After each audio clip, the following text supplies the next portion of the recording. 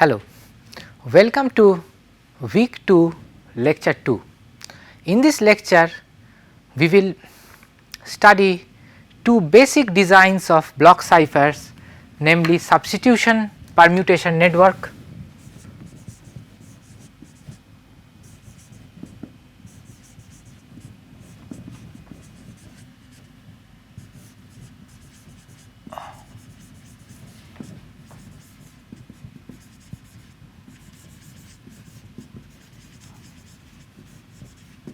in short SPN and Fiestel ciphers.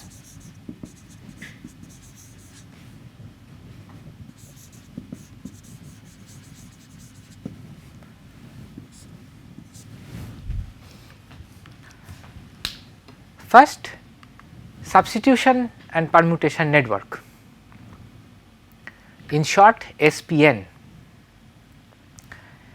SPN is a model of a block cipher.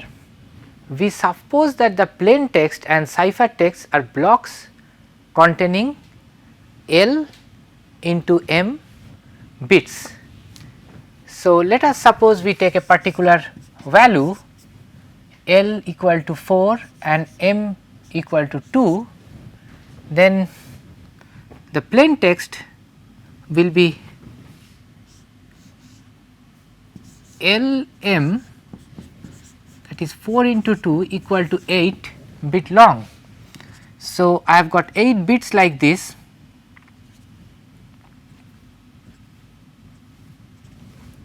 like this, 4 bits here and 4 bits after that. I could have had other values. I could have had L equal to 4, M equal to 4, then LM will be 16.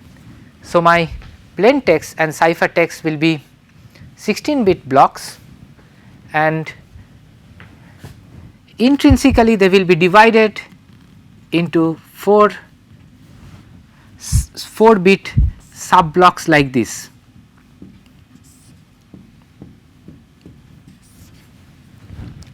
It will be very soon clear to us why these are important, but this is to get the symbols clear.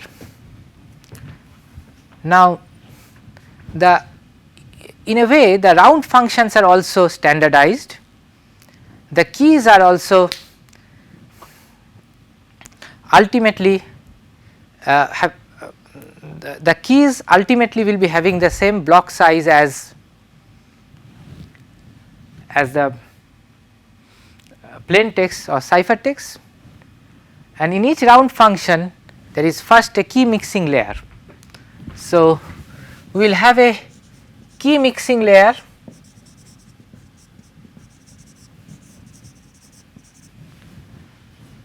and then we will have a substitution layer. Now, you will of course ask me a question that what do I mean by substitution layer? It will be very soon clear to you, and then we will be having a permutation layer. And of course, you will ask me a question right now, what do I mean by a permutation layer and what is the difference between substitution and permutation in this context? That also will be clear to you right now. So, let us see whether we have got all the terminologies discussed. So, we have round functions, and we have said that there are some layers in there, and we have talked about the blocks and how the blocks will be divided into further sub blocks. Now, we come to a particular example of a substitution permutation network, and this is a very small network. It is of course not secure or may not be secure, but this is for illustration. So, here we have taken blocks to be pretty small. We have got 8 bit blocks and that divided into 2 sub blocks, 1 bit, the first one 4 bit, the second one 4 bit. So, if you look at the diagram here, you will see what I mean. I have got 8 bit blocks divided into sub blocks, and then we have the key mixing layer for the first round. So, in our example,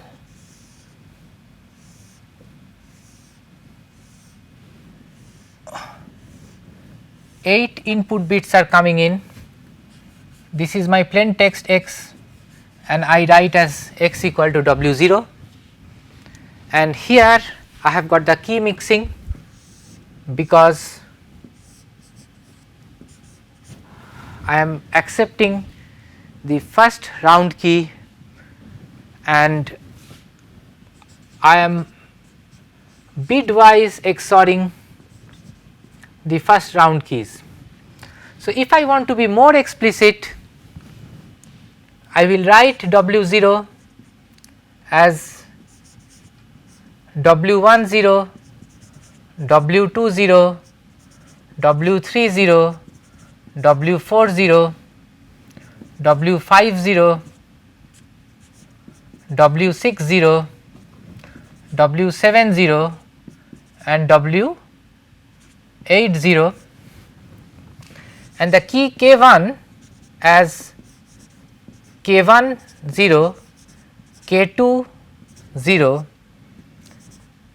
K3 sorry it is not 0 but 1,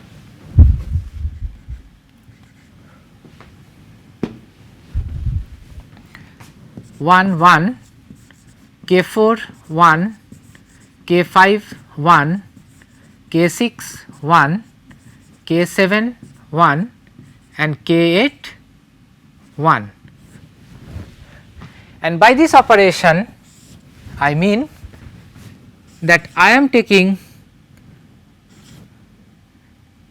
each individual bits which are components of the plain text and the key and adding them modulo 2, which I called XOR and denote by this.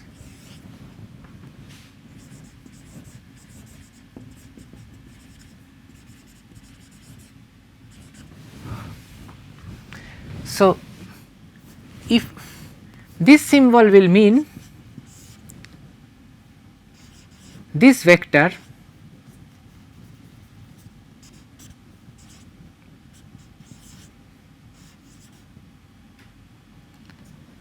this is not K0, this is K1. So, K1 1,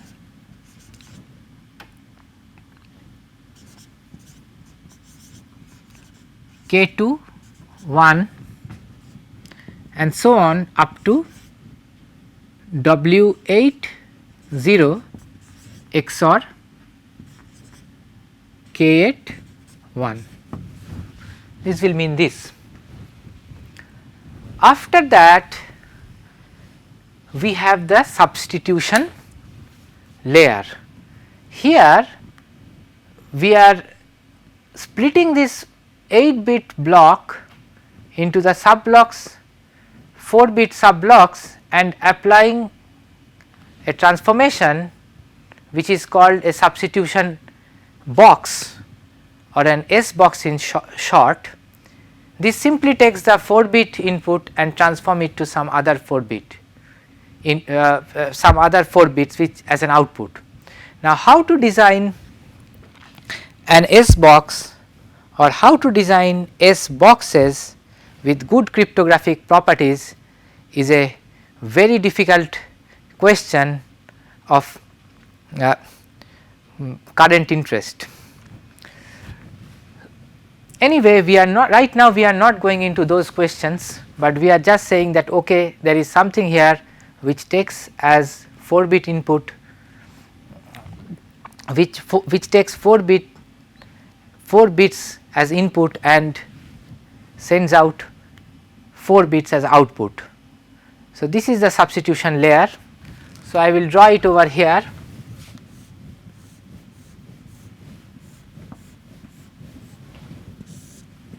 Now, I will call this S1 1 and S1 2. This is S box of the first round, S box of the first round, and the first S box of the first round and the second S box of the second round. After that we have the permutation layer. So, this is a substitution layer and then we have the permutation layer where bits coming out of this S box is going to this side and bits, some of the bits coming out of this S box is going to this side, and we have to specify the function which is doing that. This is what we mean by permutation. Here we are permuting the order in which the bits are coming out of these two S boxes. Once I do that, I come to the beginning of the next round. So, here more or less what I did is that 1 is going to 1 and the second one is going to 1 over here, third one is going here and fourth one is going to the 1, but this one over here. So, last one is going here, this one is coming here and this one is coming here and this one is coming over here. So, if you look at the slide you will understand, and we have given the exact function in later slides. This is what happens, and now we come to a kind of self similar part of the cipher. Here I will say that this is my W1 which I obtained from W0, and I now accept the second round key which is K2, and I will take bitwise XOR of W1 with K2 and then apply the same things over here, and here I have written the S boxes to be S21, S22, but in reality, I mean in this particular example I have assumed that all the S boxes are the same, and we will give an explicit description of the S box that we are using. Now, the first, let us come to the easier layer which is called the permutation layer. The key mixing layer we have already seen, it's essentially easy because we take the key, we take the plain text and we just add them bitwise modulo 2. Of course, when I go into the rounds, it need not be the plain text, it might be the output from the previous round added to the corresponding round key. So, that is the key mixing layer, and in the permutation layer it is a permutation. Now, let us see how we specify these functions. So, the input to a round, or let us say the input to a permutation layer, in this case will be 8 bits x1, x2, x3, x4, x5, x6, x7 and x8. This need not be the plain text, it may be just some intermediate 8 bit block which is going into, which is coming after the substitution layer going into the permutation layer. And I define a permutation in this way. So, I have got the numbers from 1, 2, 3, 4, 5, 6, 7, 8, and I am saying that pi is my permutation and this is the value of pi I. So, this is the value of pi 1, this is the value of pi 2 and so on. So, pi 1 is 1, pi 2 is 5, pi 3 is 3, pi 4 is 7 and so on. So,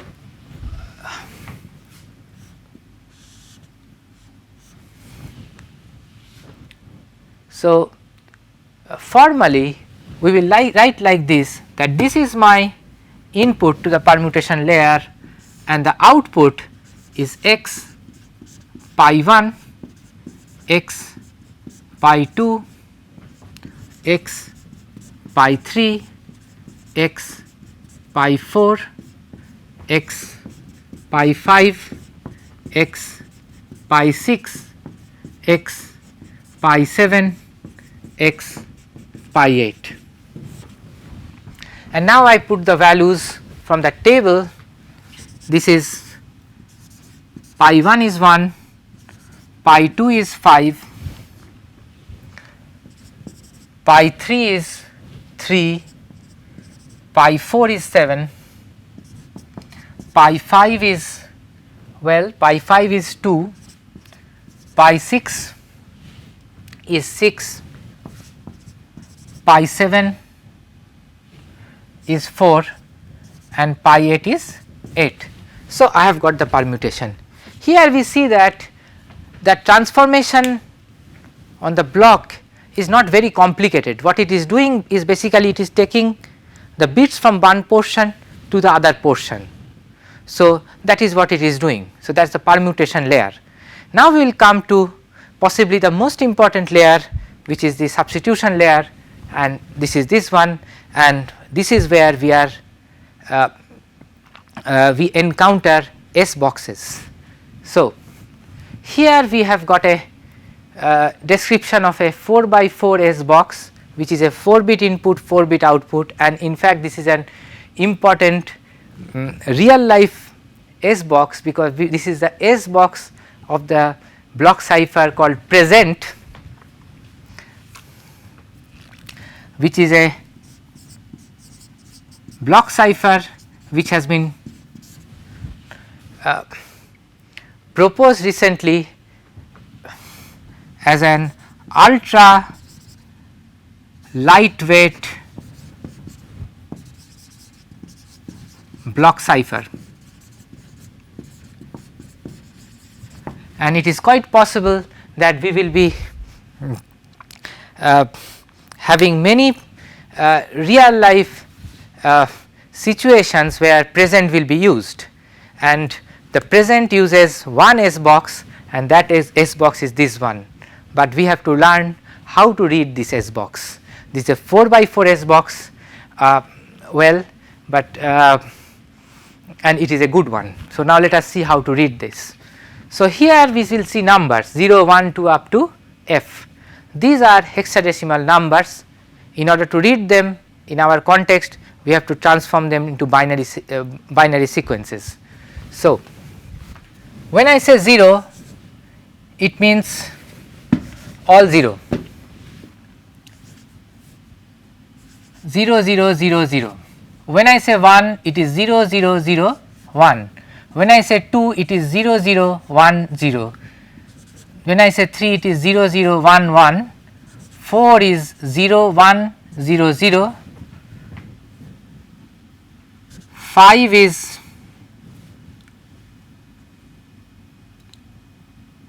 0 1 0 1. 6 is 0 1 1 0. 7 is 0 1 1 1.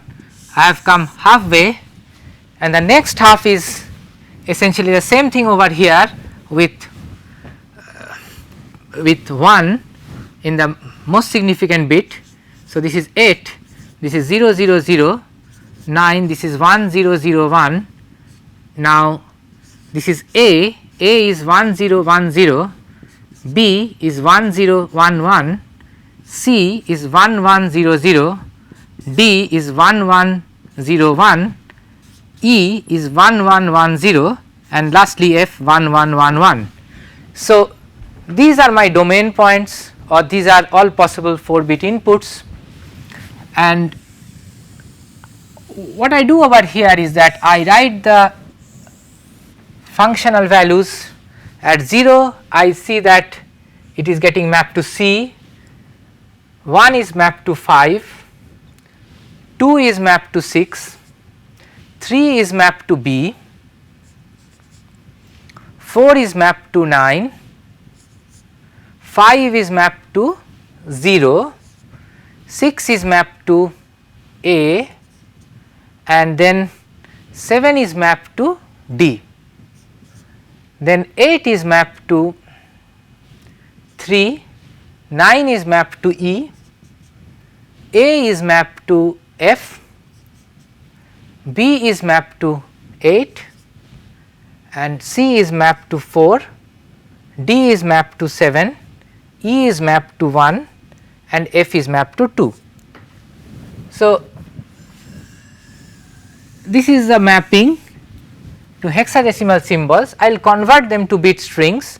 So, this is C is 1100. So, this is 1100, then 5 is 0101, 6 is 0110, B is 1011, 9 is 1001, 0 is of course 0000, A is 1010 and 7 is 0111, 8 is 3, so it is 0011, 9 is E, so it is 1110, F is all 1, 8 is 1000, 4 is 1000, 7 is 0, I made a mistake over here, D is 1101, 1101, 7 is 7 is 0111, 1 is 0001 and lastly 2, that is 0010. So, I have got the image. So, here this is the input bit string to the S box and this is the output.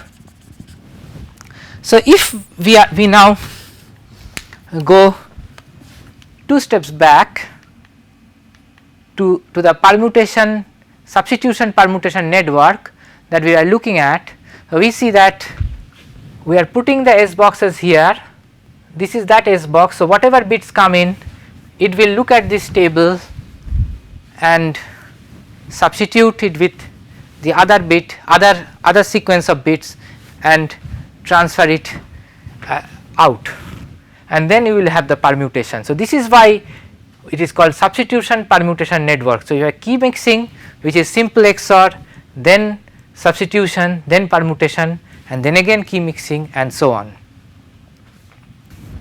You will see that substitution permutation networks can be generalized to construct many different ciphers. So, if you look at the literature in the internet, you will find many examples of that. There is another general model which is used and which is very famous and very good. It is called the Fiestel cipher. Now, we will give a description of just one round of a Fiestel cipher. In general, if we want to go into several round, it will be like this, that in the rth round I have got an input, let us say W r minus 1, and then I have got something like this, whether I have this Feistel round and then it comes out as WR, and within this I have got this. So, what is coming in is a block, it may be of any length, it may be 8 bit, it may be 32 bit, it may be 64 bit, anything, but it has to be even. So, we specify the block length to be even, and I will split the block into 2 parts, one we will call the left half and the other I will call the right half. So, in the ith round,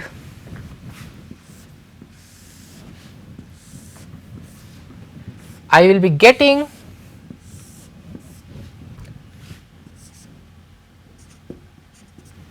the output from the I minus 1th round. So, I write the Li minus 1. So, the input to the ith round is Wi minus 1, which is split up into 2 parts, Li minus 1 and Ri minus 1, and here it is r I minus 1, and I have to compute the output, which is split up again into two parts, L I and R I. What we do is that R I is as it is transferred to L I. So, I have a direct link here, there is no tampering, nothing, it is coming to L I, and here we have the key, this is the ith round. So, we have the ith round key, which is x which is combined with r I minus 1 with a function f. You may have some XOR in between or something and then some other function, but it is like this, and then this whole thing is XORed with L I minus 1 and pushed to R I. So, you have a flow like this, R I minus 1 goes directly to L I, R I minus 1 and K I is taken as argument of a small function f, and that function computes its output, and it will be again having the same size, same length as R I minus 1, which will be bitwise XORed by L I minus 1, and I get R I. So, I have got arrows like this. I have written down in my slide the structure of a Feistel round.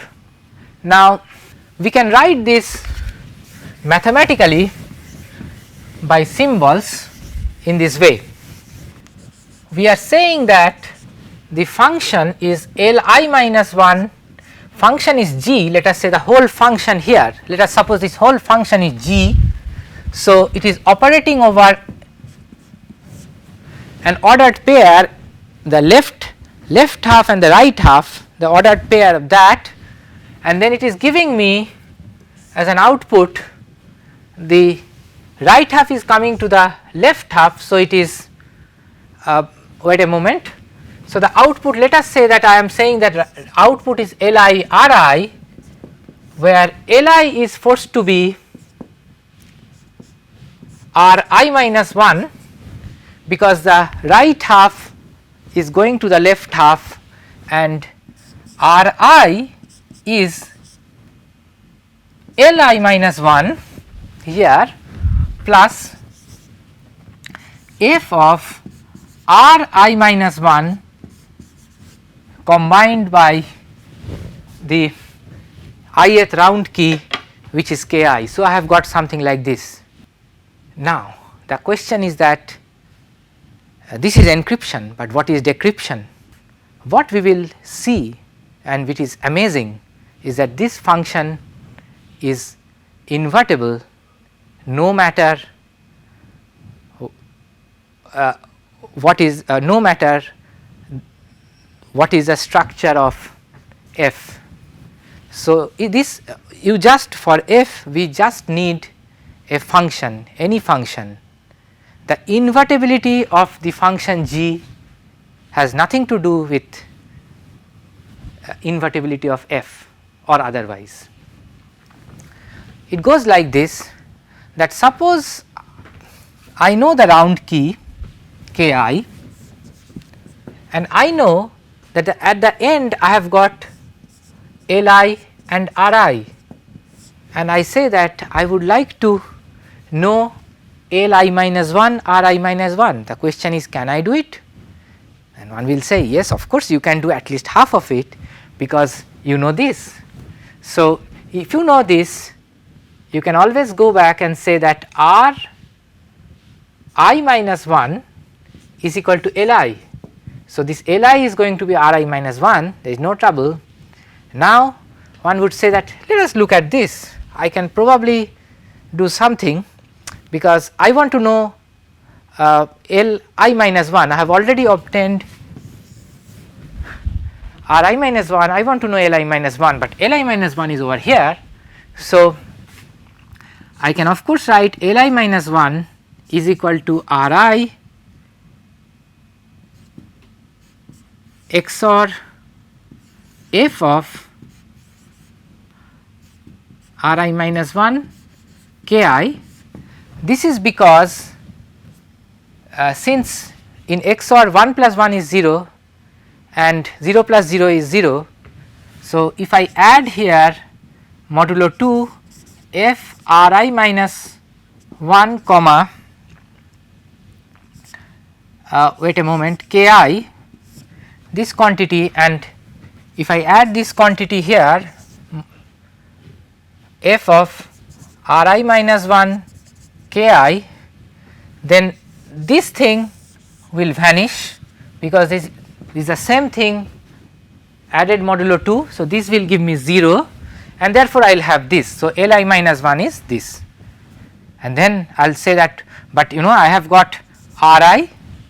So, I know Ri and Ri minus 1, I do not know Ri minus 1, but then you will say that, oh, but I have found it in the previous step.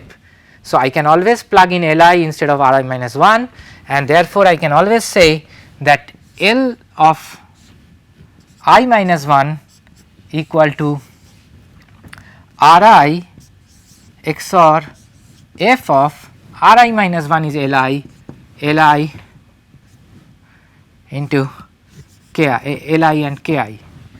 So, I will remove this portion and write the inverse function. So, if I have got Li and Ri and I know the round key, then I can get Ri minus 1, which is Li, and Li minus 1 is Ri plus f of Li comma Ki. So, I can go back from here to Li minus 1, Ri minus 1, and therefore, the function that is associated to the Fiestel cipher in one round is invertible no matter what is the property of the function small f. In summing up, in this lecture we have studied substitution permutation network, in short SPN. We have also studied Fiestel cipher. We will do some examples in the assignments and the discussion lecture towards the end of this week. Thank you and goodbye.